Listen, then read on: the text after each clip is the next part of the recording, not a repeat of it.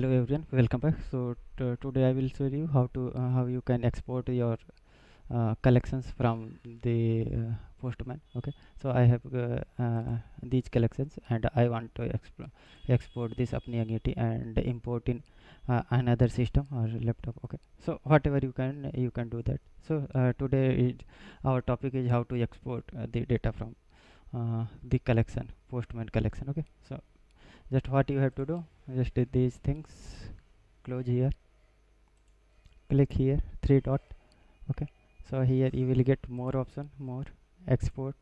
Click on export. You can invite to any team using the Gmails. Okay, so I want JSON format. Click on JSON, export JSON. Okay, so where you want to save this one, so I would like to save this one on desktop. Okay, select desktop, save. Okay, exported successfully.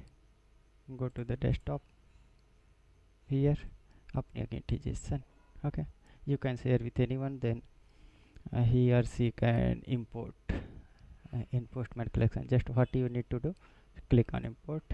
Okay, and here select, okay, file or folder. So I will select file and desktop. Okay, collection and open. Okay, same way you can import this one. Okay, so thanks for watching this video. See you in next video.